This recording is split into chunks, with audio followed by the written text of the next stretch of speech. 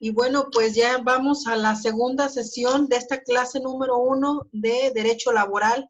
Espero lo estén ustedes disfrutando, igual que yo.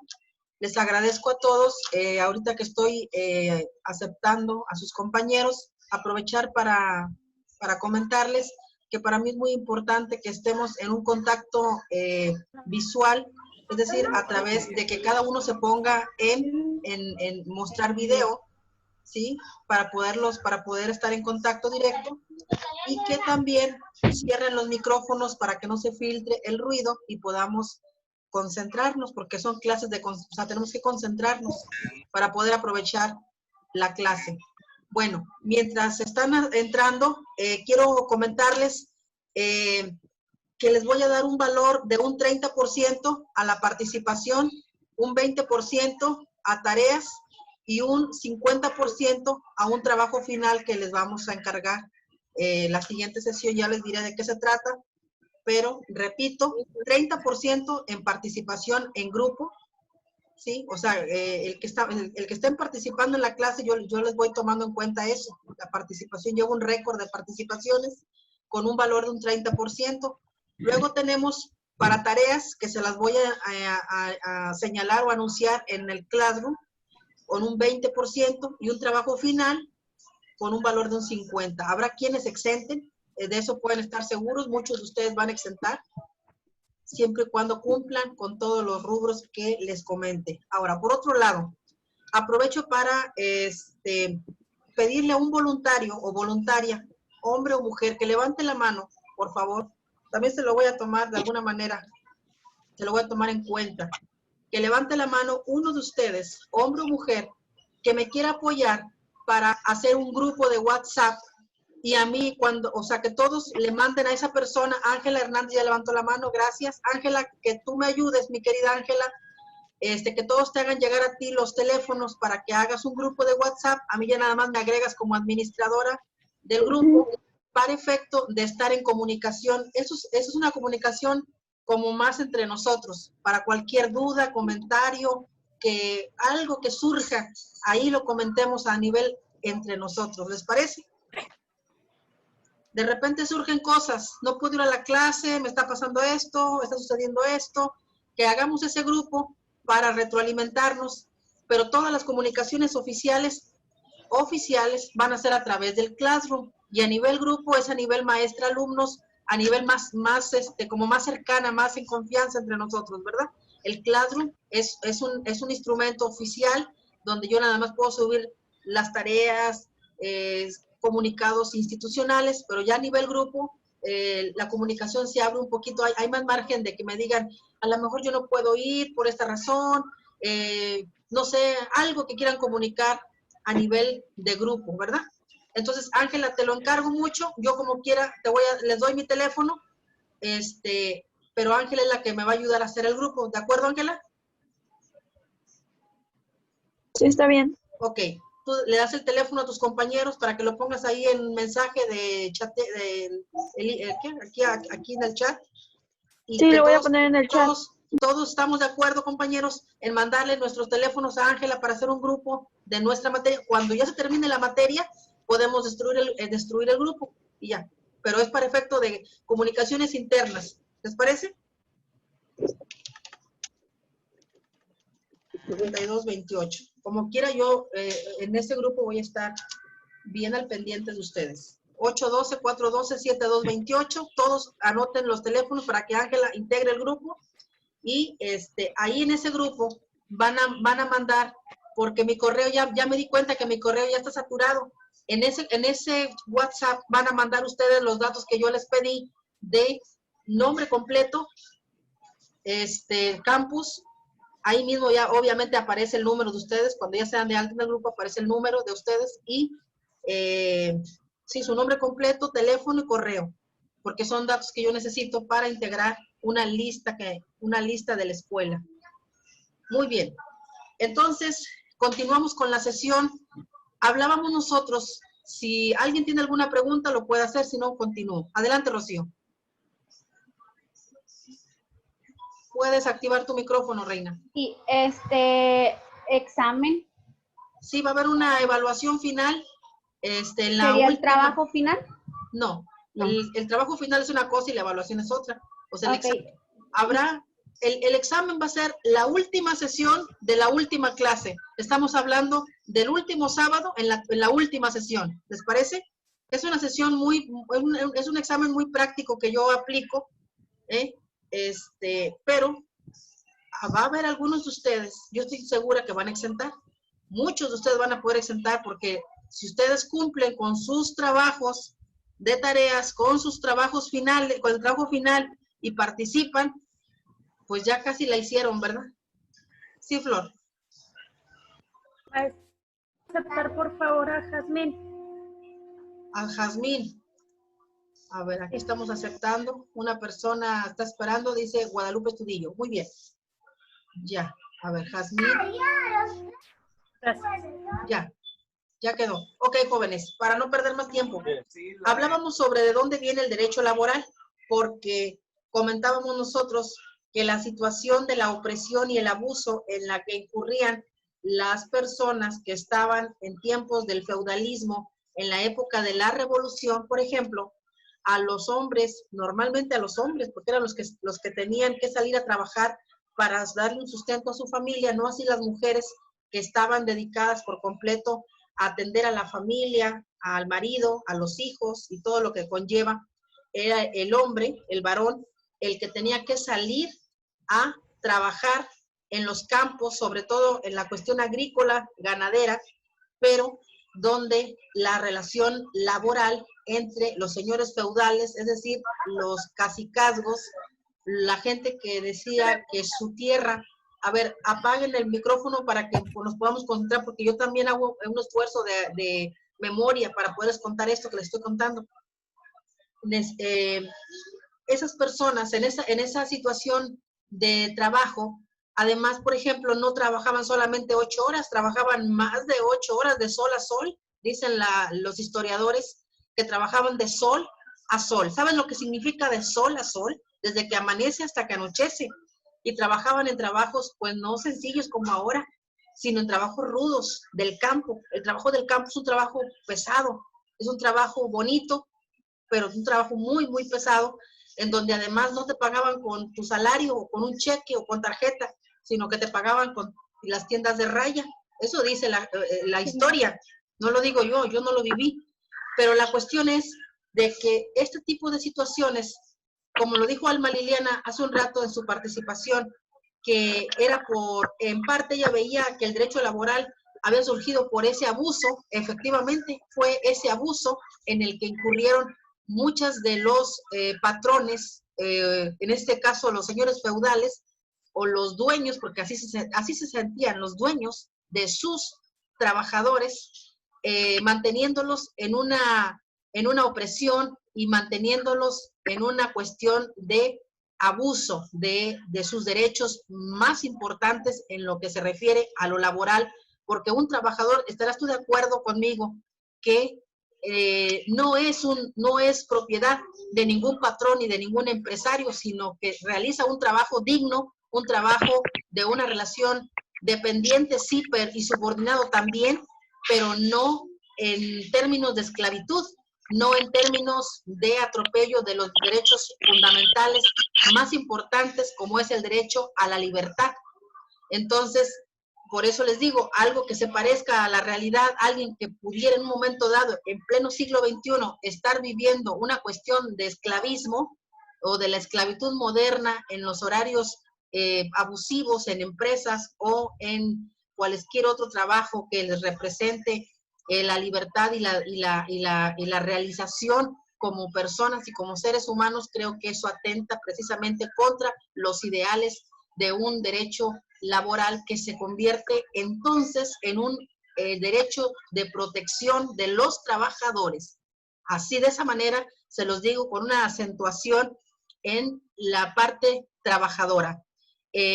Pero esos antecedentes del derecho laboral en nuestro país vinieron a culminar de una manera exitosa a partir de la Revolución Mexicana, que vamos a viajar un poquito a 1910, 1920, cuando se inician todos aquellos movimientos armados, precisamente para reivindicar los derechos al campesinado y un montón de cosas también igualmente importantes de la vida pública de México, pero que en donde se florece, vamos a llamarle un florecimiento bueno,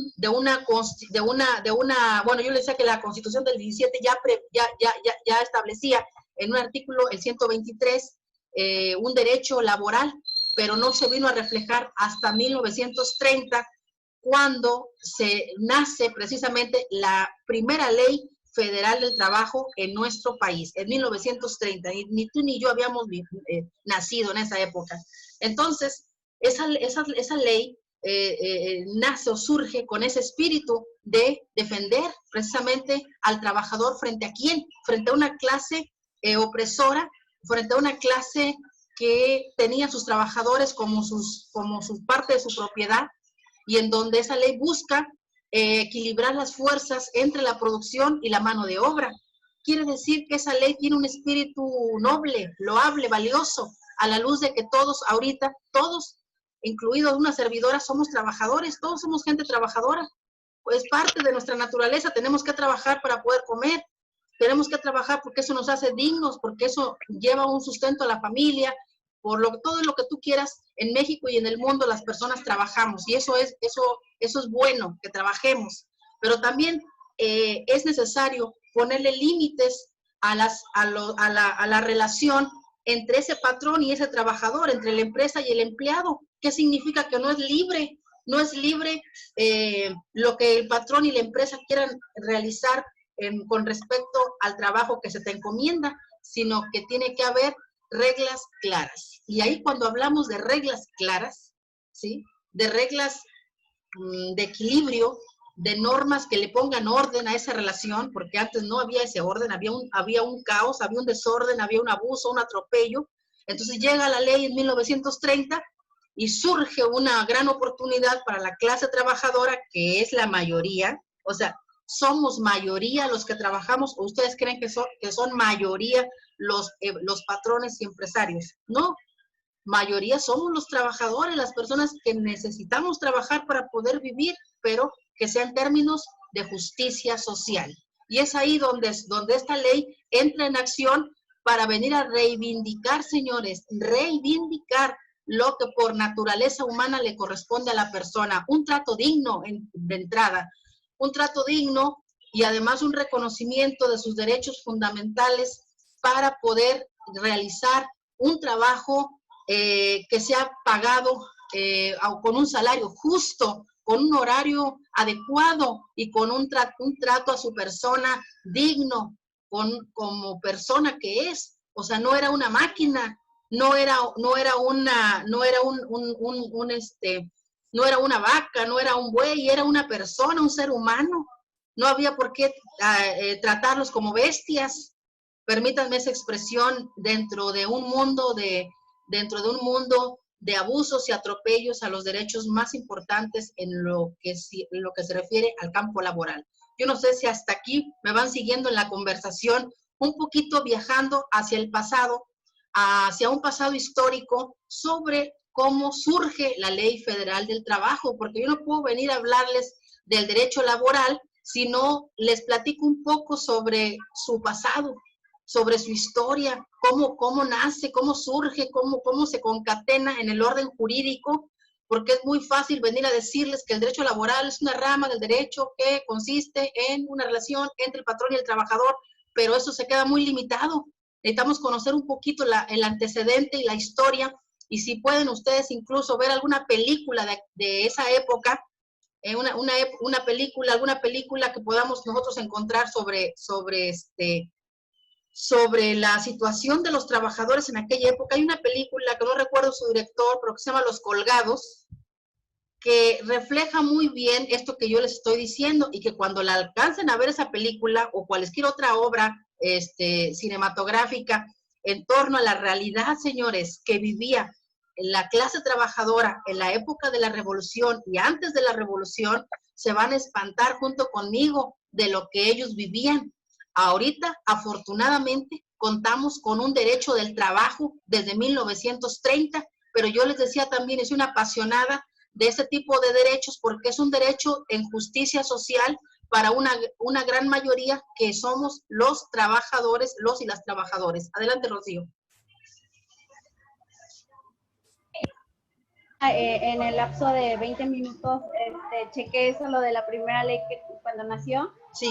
Y a mí me apareció que fue el 28 de agosto de 1931. Perfecto. ¿Sí, muy bien, o? Rocío. Te lo tomo como una buena participación. Sí, días más, días menos, pero en los 30, en los años 30, ¿verdad? Bueno, Okay. El punto aquí es, gracias, Rocío, te lo tomo como una participación. Esta ley no se quedó estática, como nada en la vida se queda estático, todo se está moviendo, eso nos consta a todos, ahora con la pandemia mucho más, pero esa ley después se transforma en una ley de 1970, en los años 70, que a lo mejor algunos de ustedes ya habían nacido, no sé, yo todavía no, pero a lo mejor algunos de aquí sí, no sé, ¿quiénes son de los años 70? ¿Nadie? Bueno, en 1970 se reforma la ley, ¿sí? Es decir, ¿hace qué? 50 años, más o menos, 40 y tantos, casi 50. Bueno, el punto es que en 1970 surge una nueva ley federal del trabajo y es la que viene a imperar hasta nuestros días. Pero esa ley federal del trabajo, ¿qué es lo que nos trae? ¿Qué es lo que nos ofrece? ¿Qué me ofreces?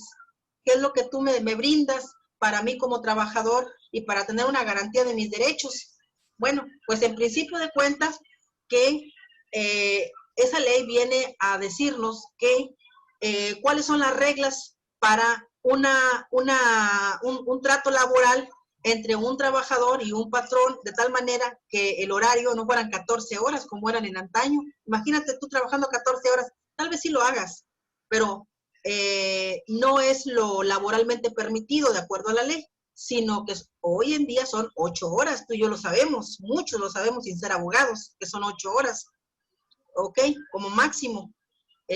O 7 horas si son en horario corrido, con media hora para la comida, etcétera. Bueno, el punto es que me permite a mí conocer que en esa relación empleado y empleador o patrón y trabajador existe un derecho llamado derecho a la huelga, un contrato o condiciones de trabajo, horarios, vacaciones, salarios, los salarios mínimos y una serie de aspectos que rodean en sí la actividad laboral y que no pueden ser tan fácilmente transgredidos porque de otra manera pues se viene una demanda laboral, de carácter laboral.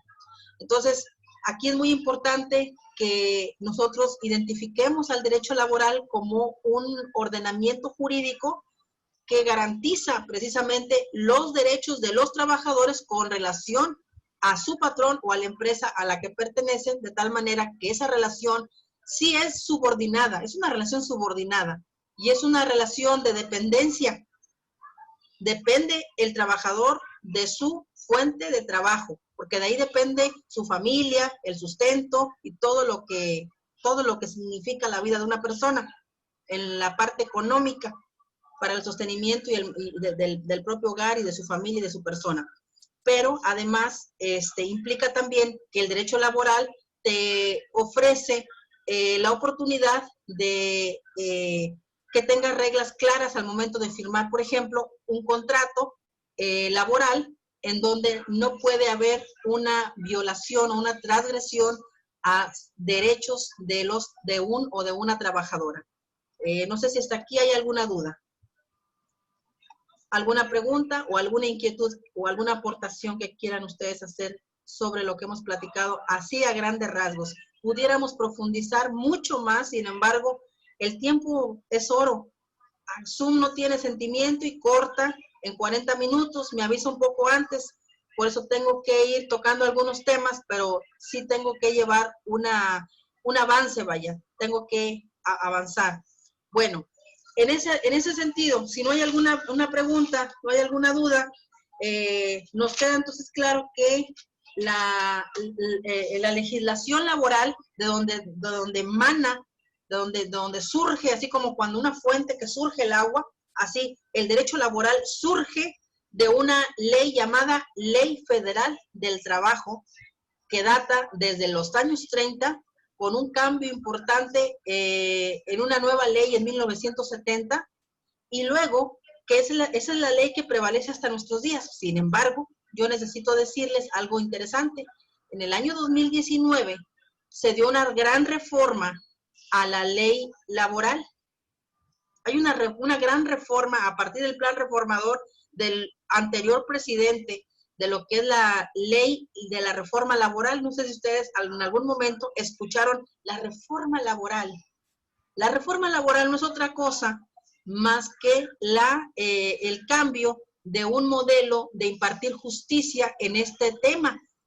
¿Qué significa? Que, por ejemplo, si tú antes ibas a una junta de conciliación de arbitraje, no sé si te suena este tribunal, a dirimir una controversia sobre un posible despido injustificado, pues ahora, a partir de esta reforma, ese tipo de cuestiones se van a resolver ya no en una junta de conciliación y arbitraje, sino en un tribunal, es decir, en un tribunal judicial, lo que significa para los que estudiamos derecho que la justicia laboral ya deja de ser parte de un tribunal administrativo, porque la Junta Local de Conciliación y Arbitraje, levante la mano, por favor, ¿quién ha escuchado la Junta Local de Conciliación y Arbitraje? Muy bien. ¿Qué idea tenemos de las juntas de conciliación y arbitraje? Que si hay mucha corrupción, que si se venden los intereses, que si los empresarios, que si los sindicatos, que las huelgas, que un montón de cosas que de plano, de veras, el día que se metan ahí no van a querer regresar.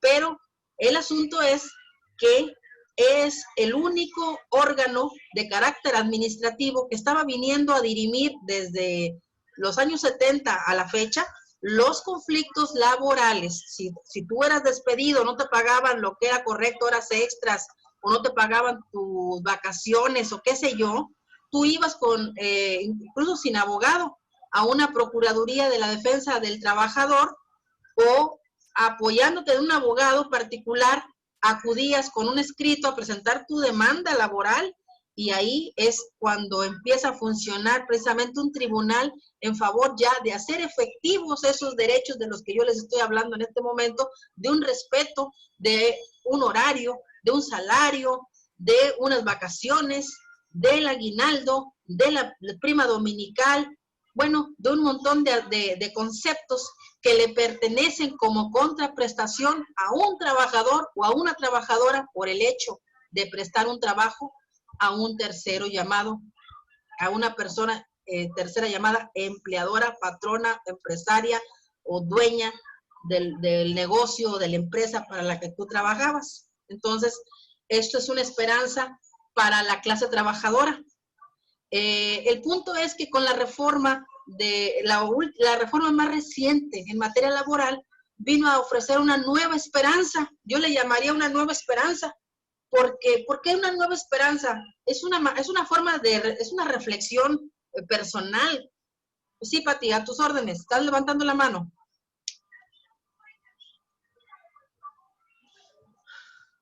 Patricia Torres está levantando la mano, a tus órdenes. ¿No? Bueno, puso su manita así. Está levantando la mano. Sí, sí la ven ustedes también, ¿verdad? Luis. A ver, Luis, adelante. Adelante, Luis.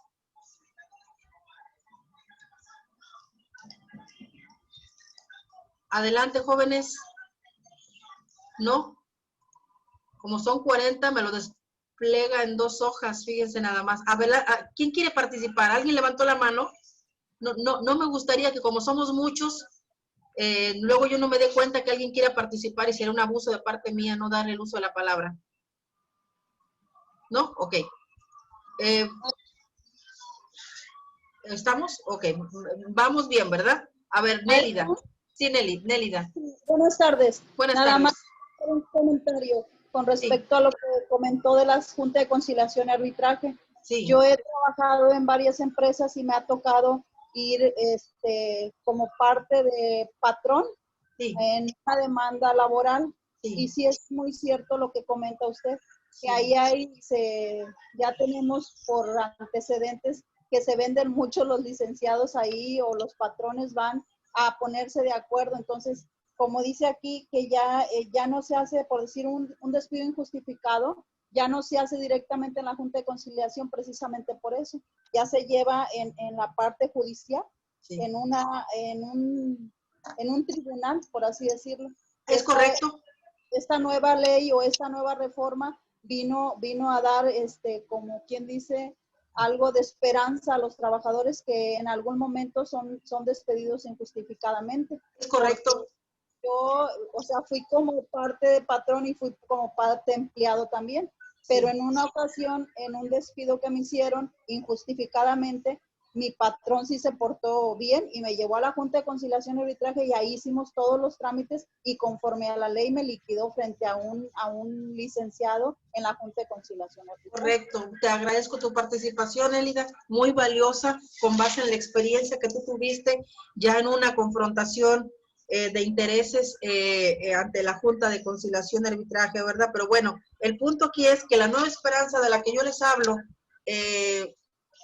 concatenado con lo que comenta su compañera Nélida, significa que la nueva esperanza era que además de que ya teníamos una ley, gracias, ya tenemos una ley que nos protege y nos defiende, pues aún así con toda la ley en la mano, había que enfrentarnos a la corruptela o al juego de intereses económicos en las autoridades laborales. En este caso, lo tengo que decir, al fin que estamos en academia y estoy pensando en voz alta con ustedes en aras de que los procesos obviamente sean mejores, no para denostar ni mucho menos, pues en las juntas había muchísima corrupción y no es un secreto, eso lo sabemos todos.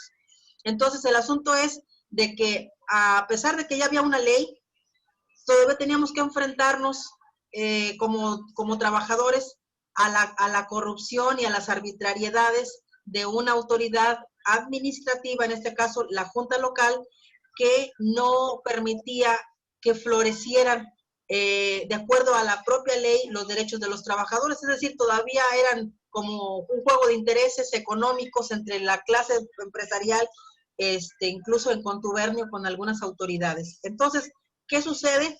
Que esta nueva reforma nos trajo esa pequeña luz al final del túnel de crear un tribunal judicial que resolviera las diferencias entre el patrón y los trabajadores, pero de manera judicial, ya no de manera administrativa, ya no a través de un procedimiento que hasta hace poco era administrativo, sino jurisdiccional, es decir, un juez que resolviera, porque ustedes son futuros contadores, no son futuros abogados, pero a grandes rasgos sí deben de saber que un juez es una persona que resuelve a través de una sentencia y de un proceso que está en la ley, que va a decir quién tiene la razón, si el patrón o el trabajador, o de qué manera va a distribuir un derecho tanto para el patrón como para el trabajador, y no porque el patrón, sí, permítame tanto, déjame terminar la idea, y no que porque un patrón representara la fuerza económica, porque obviamente ustedes y yo no nos vamos a engañar, un patrón y un trabajador en términos de economía no somos iguales, o sí, Nélida, porque el patrón tiene una fuerza económica que el trabajador no tiene, el trabajador tiene su fuerza de trabajo. Así es. Y en esa desigualdad, en esa diferencia entre el poder económico y el poder de tu esfuerzo, hay mucha diferencia. Hay mucha diferencia entre quien le echa ganas en su trabajo y a quien tiene todos los recursos para contratarte y como empleado, pero no como dueño de tu persona, porque luego había gente que pensaba que eran dueños de sus trabajadores. Discúlpame, eso ya lo superamos desde hace más de 90 años con la Ley Federal del Trabajo de 1931. Adelante. ¿Alguien levantó la mano? ¿Alguien está? Es que una disculpa, se me apagó la computadora. Sí, Luis, dime. Acá en el trabajo donde estoy yo, lo más común las demandas son por reconocimiento de antigüedad. Sí. Eso es lo que estoy viendo yo ahí. Me toca hacer lo de los laudos, los pagos de cuando ya les salen las demandas a favor a los compañeros de la antigüedad. ¿Ok? El reconocimiento de antigüedad, eso es lo más común que se ve en mi área de trabajo. ¿Ok? ¿Acuerdos?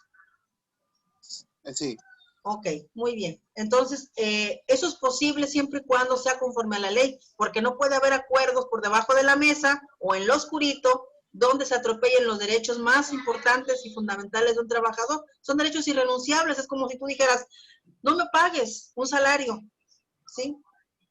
Yo trabajo y pues prefiero que me apoyes con esto otro, ¿sí? Como una especie de negociación. Pues no, el derecho del salario es irrenunciable, o sea, tienen que pagarte. Y unas vacaciones, el aguinaldo, las prestaciones que son una contraprestación precisamente lógica a tu esfuerzo, a tu energía, al tiempo que tú le vas a dedicar, como le estás dedicando a esta clase, pero en esta clase no hay una relación laboral, sino es una relación académica. Así, en el caso de un patrón y un empleado, tiene que existir una claridad en las reglas y en las normas, y esas normas no son de otra naturaleza más que las normas de derecho laboral, con todo y la reforma más reciente que nos lleva a un tribunal de justicia que va a dirimir, que va a resolver lo que en justicia a cada uno le corresponde. ¿Por qué? Porque la justicia es dar a cada quien lo que le toca, darle a cada quien lo que le corresponde. Eso dice Ulpiano, uno de los jurisconsultos más importantes de la historia, que justicia es darle a cada quien lo que le toca, a cada quien lo que le corresponde. ¿Qué te corresponde a ti? De acuerdo a tu trabajo, a tu esfuerzo, a tu sacrificio, a la entrega de tu tiempo, que es lo más valioso, mucho más valioso, creo yo, que el dinero. Porque el dinero va y viene, el tiempo ya no regresa, y entonces la ley, consciente de esa parte, busca precisamente reconocerle al trabajador todo ese esfuerzo, toda esa energía, y que no caigamos en prácticas abusivas por factores de poder económico, político, etcétera, y que las personas, todas las personas, escúchenme bien, todas las personas, hombres o mujeres, trabajadores, tengan derecho, ahora sí, en igualdad de condiciones, a mejor calidad de vida. Y esto está muy ligado con el tema de los derechos humanos, porque el trabajo, no me dejarán mentir ustedes, es un derecho humano. Si tú no tienes un trabajo, yo no sé cómo vas a hacerle en la vida para tener una vida digna. Si nos vamos a robar porque queremos traer comida a la mesa, eso no es digno, eso no es decoroso. Tenemos que tener un trabajo, pero si yo no tengo un trabajo, ¿cómo voy a lograr eso? Y quien tiene un trabajo debe de saber también que hay reglas de parte de la empresa o del patrón que lo ha contratado. Sin embargo, ustedes y yo no somos, bueno, yo no soy de ayer, voy a utilizar esa expresión coloquial para no decir que hoy en día, y lo están grabando, se está grabando, lo voy a decir, hoy en día hay muchos abusos, no obstante estamos en pleno siglo XXI, hay prácticas muy parecidas al esclavismo, a una esclavitud moderna, donde los patrones o algunos patrones abusan de sus trabajadores. ¿Cierto o falso? Cierto. Cierto. Y si nosotros asumimos eso desde ahorita como estudiosos bueno, ustedes no van a ser abogados futuros, son futuros contadores, pero tienen que tener, ahorita voy contigo, Pati, una conciencia sobre la lucha de clases, que significa, es que no, yo no soy una guerrillera, una manifestante por la cuestión de que va a ser una revolución, no, ya las revoluciones ya se han dado, ya se dieron esos movimientos sociales en favor de los trabajadores, bendito, qué bueno, y ya tenemos leyes, y tenemos reformas, y tenemos cambios, y aún así, discúlpame, pero aún así hay mucho por hacer, y cuando digo hay mucho por hacer, significa que tú y que yo tenemos un gran compromiso, aunque estemos así a distancia en la computadora, un gran compromiso por los derechos de los demás, no nada más por nuestros propios derechos, no caigamos en el egoísmo. Si tú te estás preparando para hacer un futuro de éxito, como dice nuestro rector, tienes que tener una conciencia social sobre las diferencias y las desigualdades que existen entre las clases trabajadoras y las clases patronales. ¿Qué significa esto? Que lo único que le viene a poner orden a todo este desorden es la propia Ley Federal del Trabajo, con una última reforma que nos lleva a un tribunal a que un juez sea quien decida a quién le corresponde lo que le toca, a que le den a cada uno lo que le toca, lo que le corresponde, como decía Ulpiano, darle a cada uno lo que le corresponde. Adelante, Pati. Sí, profe, yo quería platicarle también un poquito sobre lo que comenta. Sí. Es muy cierto, aún ahorita en la actualidad, hay muchos patrones que piensan que pues tienen todo el derecho sobre el trabajador. A mí me tocó un poquito ver eso en una parte donde estaba trabajando. Se requería tener un tiempo extra el fin de semana. Se requería porque era demasiado el trabajo. Y un comentario que hizo el patrón era de que, ok, es fin de semana, no hay nada que hacer, o sea, pueden trabajarlo. Entonces, aún ahorita en la actualidad está mucho eso, todavía existe demasiado eso, y yo creo que existe también por, como decía, por la situación económica, de que creen que por el tener suficiente recurso, pues de verdad, pueden arreglar un abogado, pues se puede hacer todo eso. Entonces, hay mucho todavía eso de que no importa, podemos arreglarlo, si quiere demandar, que haga lo que quiera, pues igual se puede arreglar. Y ojalá que un día se termine eso, ¿verdad? Porque sí hay mucho todavía, mucho Hay mucho por hacer. Mucho abuso, y la otra, que de la parte del trabajador, que desgraciadamente, pues como dice, todos somos trabajadores y obviamente necesitas, porque eres parte del sustento y todo eso. Pero esa parte también, y ojalá que cambie mucho, ¿verdad? Porque para que tú estés confiado de que sabes que aquí no me tratan bien o no, bla, bla, bla, puedas recurrir a acercarte a que haya algo que te defienda, que te avale, ¿verdad? Correcto. Muy bien, Pati, buen comentario, te felicito. Adelante, Mayra. A veces, bueno, me ha pasado por conocidos familiares que a veces lo que hacen que para contratarlos le dicen, bueno, fírmame una hoja en blanco. Híjole, donde, o sea, no tienen ahí ya ni cómo respaldarse ellos, o sea, algo no le parece al patrón o al contratante y ya los despide sin derecho de una antigüedad, sin derecho a una liquidación, sin derecho a servicio médico. O sea, también uno busca un trabajo para tener todo ese respaldo también de un Infonavit en determinado momento, un servicio médico, una pensión, ¿verdad? Ya al momento de la vejez. Pero sí he visto mucho abuso también de patrones que dicen, bueno, sí te contrato, aprovechándose de la necesidad del trabajador, pero me firmas una hoja en blanco. Así es, mi querida Mayra. Esas son prácticas, obviamente, pues, violatorias de los derechos de los trabajadores, y creo yo incluso que son violatorios de un derecho humano al trabajo, porque todas las personas trabajamos por necesidad, no por hobby. Trabajamos porque queremos llevar un sustento, como bien lo dicen, a la familia, pero que desafortunadamente, y aquí viene un mensaje importante para todos ustedes, este mensaje va especial para ustedes que van a ser los contadores de una empresa, que la necesidad de las personas no te dé a ti las herramientas y los elementos para pisotear los derechos de los demás.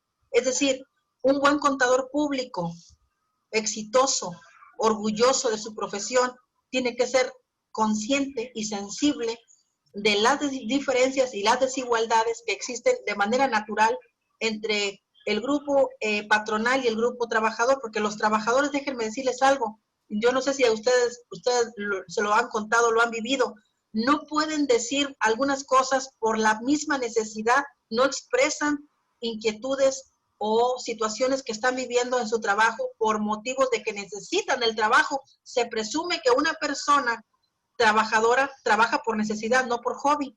Y eso es lo que algunas de las veces la parte patronal a ciertas empresas, no voy a decir que todas, cometen ciertos abusos hacia la clase trabajadora, cosa que ustedes como contadores exitosos en el futuro, ese es el mensaje que se les envía, seamos conscientes a la hora de distribuir, por ejemplo, una liquidación, o al momento de hacer un convenio de finiquito, o al momento de hacer una renuncia, o al momento de generar una operación que no vaya en detrimento de los derechos más esenciales de una